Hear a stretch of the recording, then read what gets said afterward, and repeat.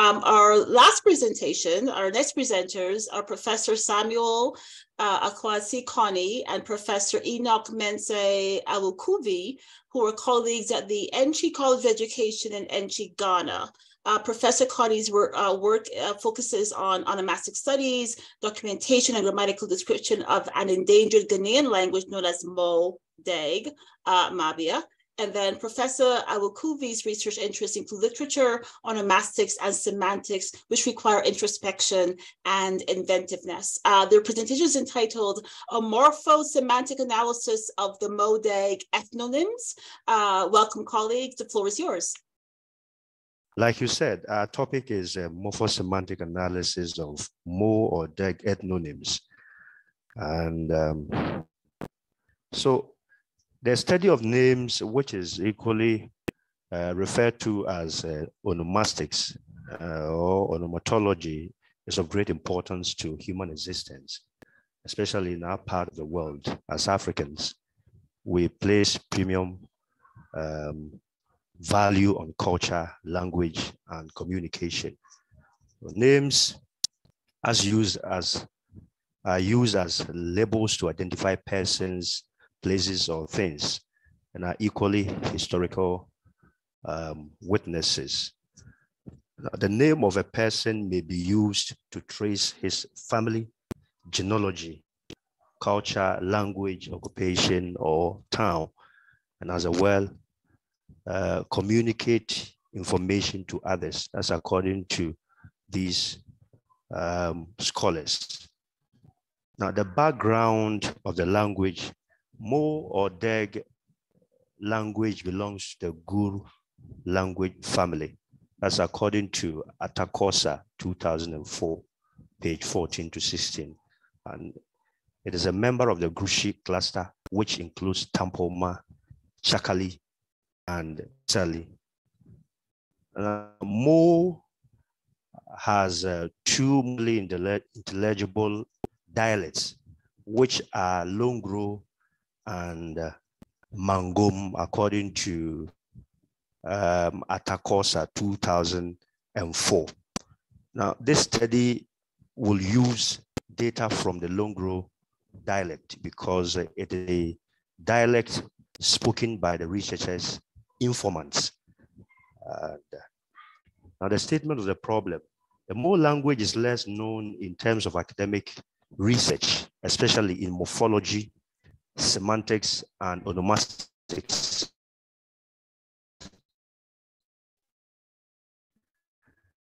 As compared to like Sisaalì, Gonja, and Asante Twi dialect of Akan, which it borrows a number of its words. Now, the rate at which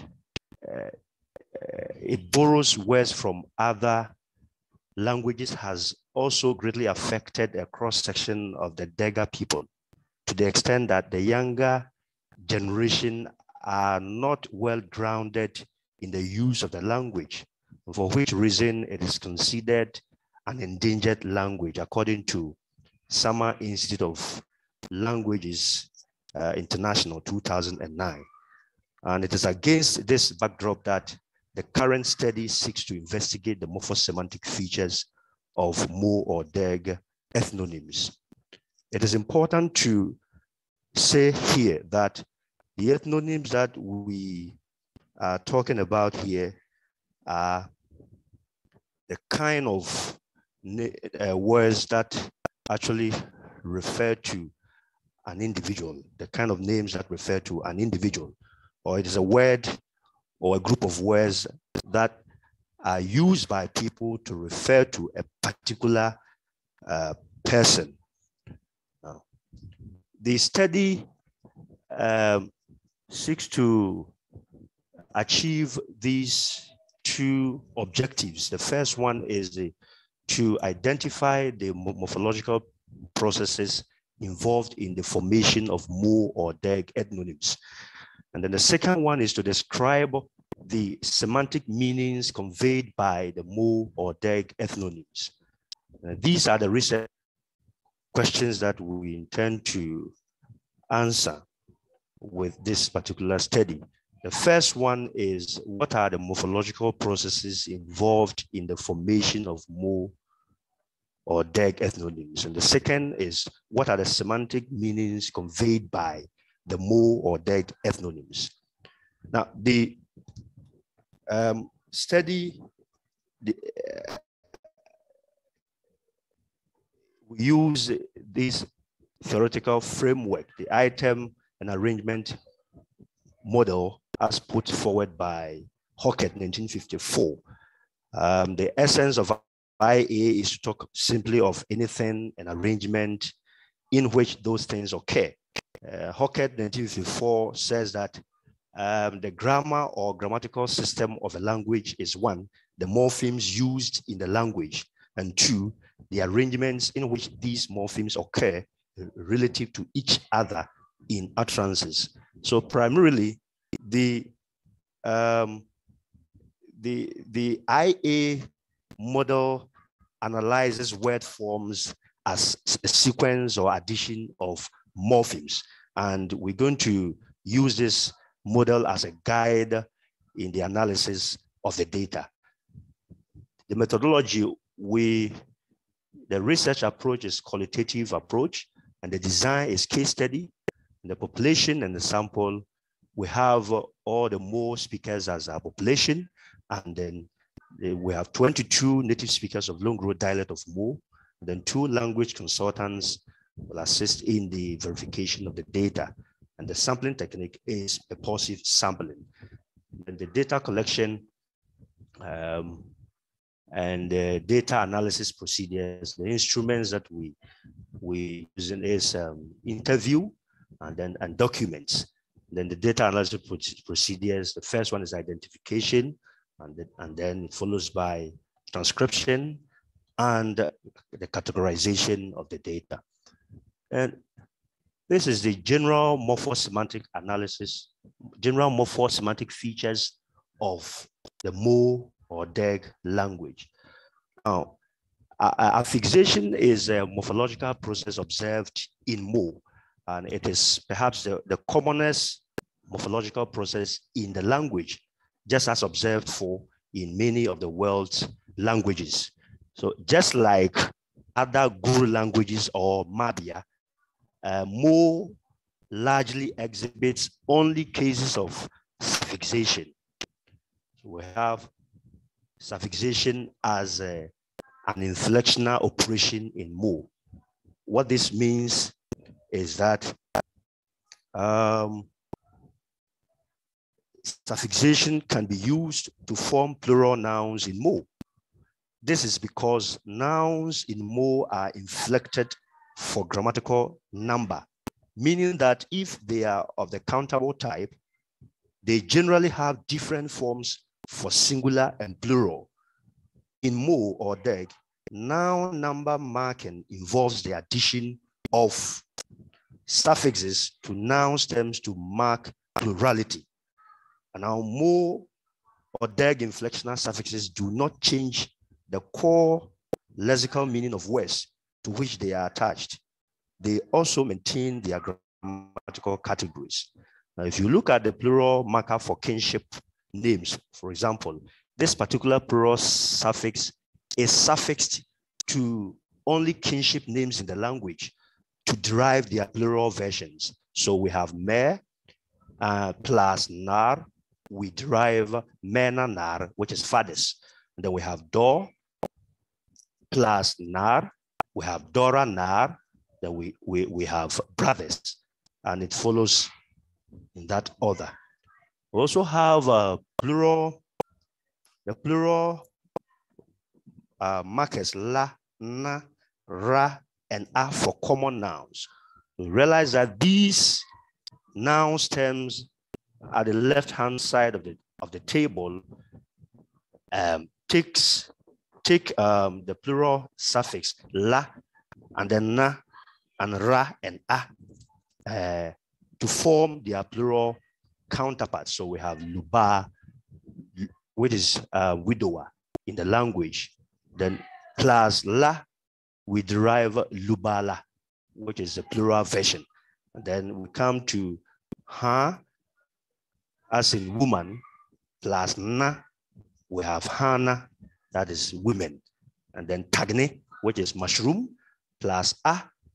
And then we see that the vowel e deletes to accept the plural suffix a. So we have tagna, that is mushrooms. And then we have the plural marker re for the non-human animate and inanimate nouns. So the re is also a plural suffix in the language, which is attached to the nouns terms to derive their plural versions. So we have jago plus the re, we have jagre, which is horses. Then we have kalan, mat. And of course, we attach the re to it, then we derive kalanre, which is mat. And they also have the plural marker a for some non-human animate and inanimate nouns. So the a is a plural suffix in the language. And when it is attached to the nouns terms at the left-hand side of the table, we derive their plural versions. So with noni plus a, we have noni, that is fingers, sidi, eye, and the plus a, sidi, we have eyes. And so we realize that all these noun terms have the same declensional property. Well, what it means is that they have the same inflectional forms. Now, then suffixation is not only an inflectional operation in mo or deg, but it is also a derivative process in the language. Now, in the present study, the derivational suffixes, the derivational devices are suffixes or morpheme segments. Now, Thakur 2010 asserts that derivational morphemes are either class changing or class maintaining. This assertion of Thakur more appropriately captures the pattern found in mo, in that mo derivational suffixes are either class changing or class maintaining. So we have the diminutive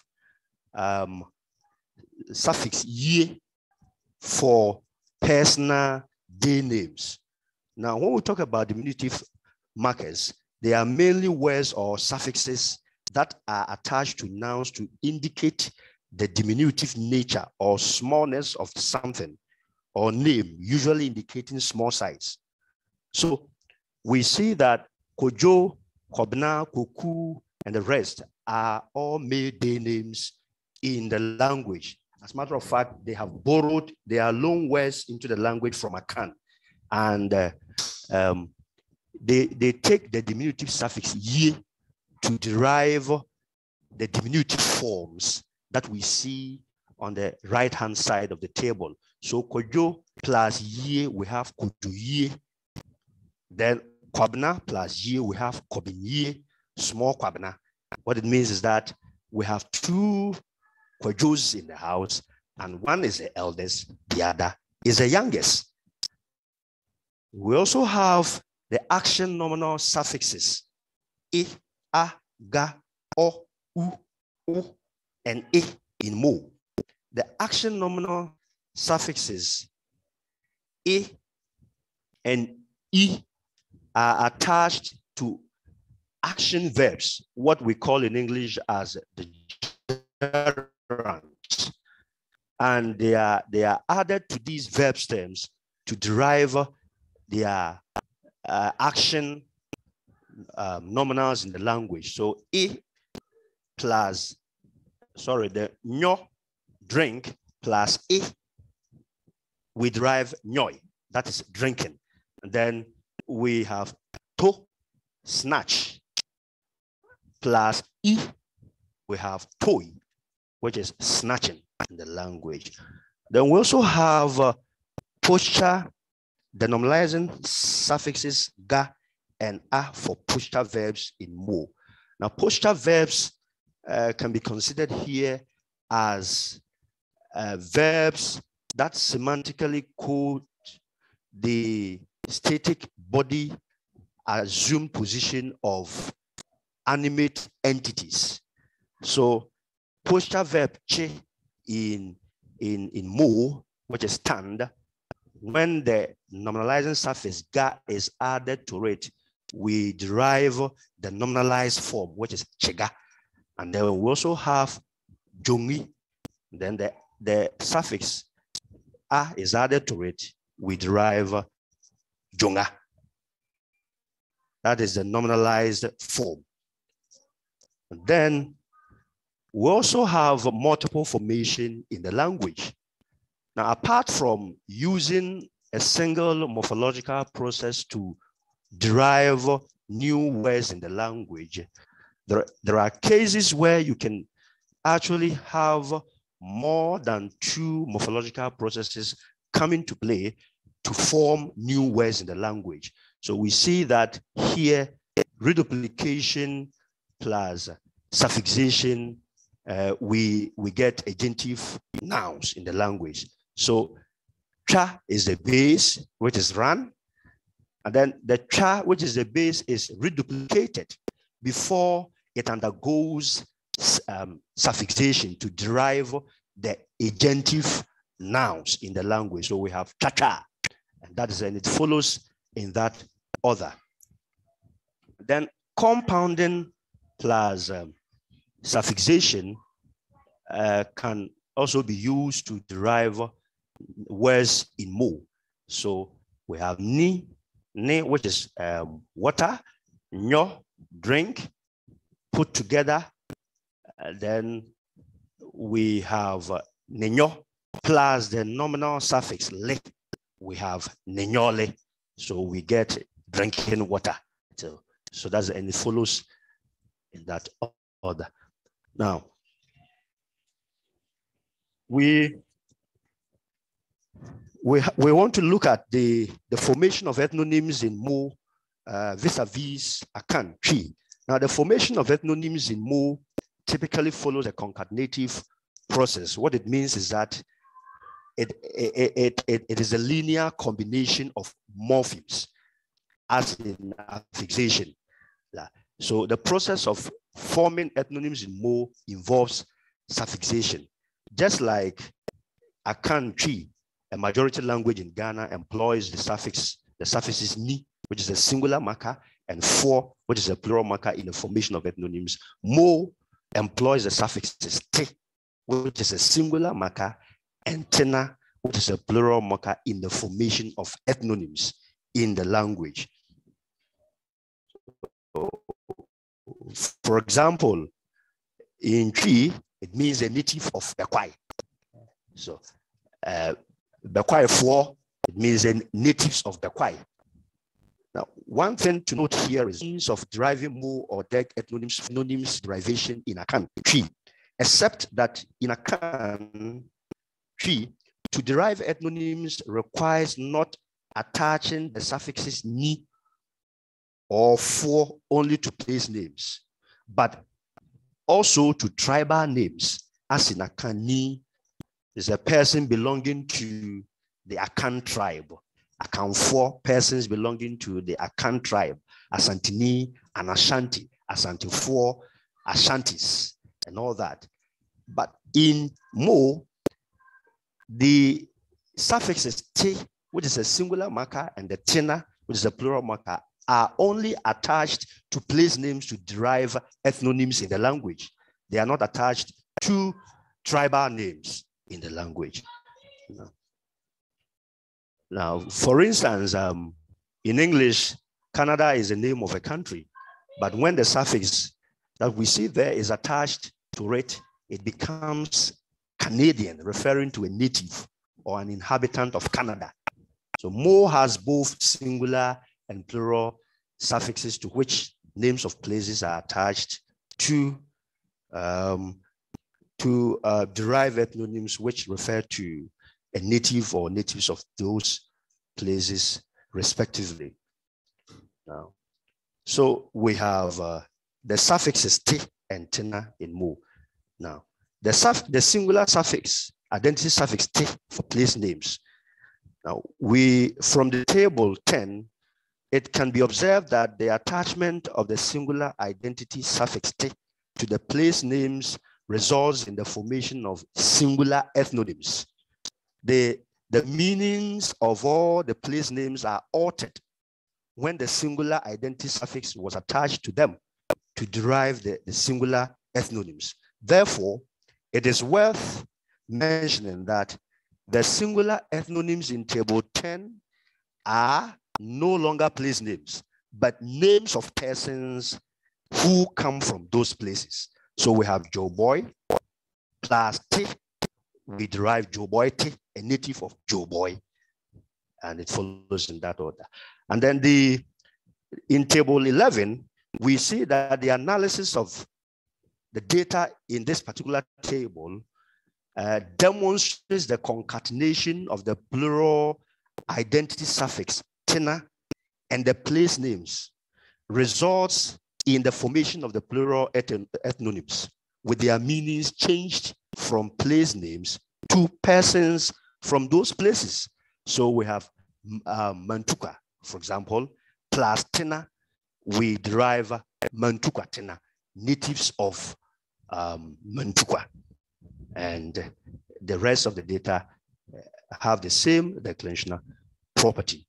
Now, the findings in Mo or Deg, suffixes are added to existing lexemes that are syntactically environmental independent to either change or maintain their core lexical meaning or grammatical category, or bring about changes in meaning and category. The study established some general morphosemantic features of the language, affixation as a pluralization and nominalization mechanisms. The study also discovered multiple formation as a mechanism used in agentive nominalization and nominal derivation, respectively. The study identified one morphological process, namely suffixation, as the main mechanism used to form ethnonyms in Mo or Deg. And that the ethnonyms in Mo are of two categories. The first group comprises those ethnonyms with the same declinational properties as most common nouns. All of these are derived by the suffix, singular suffix t, to form the singular ethnonyms. The second group comprises those ethnonyms with the same declinational properties, all of which are derived by the plural suffix tina to form the plural ethnonyms. Now, the conclusions, the discussion of affixation has focused specifically on suffixation as an inflectional process and derivational process in Mo or Deg. It has been established that there is a considerable number of ways by which Mo plural nouns are formed from their corresponding singular forms. One of such ways is by attaching various plural suffixes to noun stems to mark plurality. Derivational suffixes such as diminutive suffixes, identity suffixes for the formation of ethnonyms, and action nominal suffixes were also examined. These are our recommendations. Thank you. Thank you so much, Professor Konney, and your co-author, Professor Awukuvi. In the interest of time, we have, I think, about maybe 1 minute for questions. So I will ask a very simple question for my own curiosity. How many people actually speak the Mo Deg language? Like, can you give me an estimate of that? They are not all that many in Ghana. It is actually a minority language. And so looking at the number of people that speak the language, we can say that it is a minority language. So I have the approximate number there, but then I seem to have forgotten now. But then I would say that it is in the minority. Okay. It is actually a language which is in the minority. Yeah, but we have some other speakers in Côte d'Ivoire. I'm just checking the chat for other questions. I will go ahead and say once again, thank you so very much for your intriguing presentation. I look forward to finding out more about your work and seeing your future research ideas come to fruition.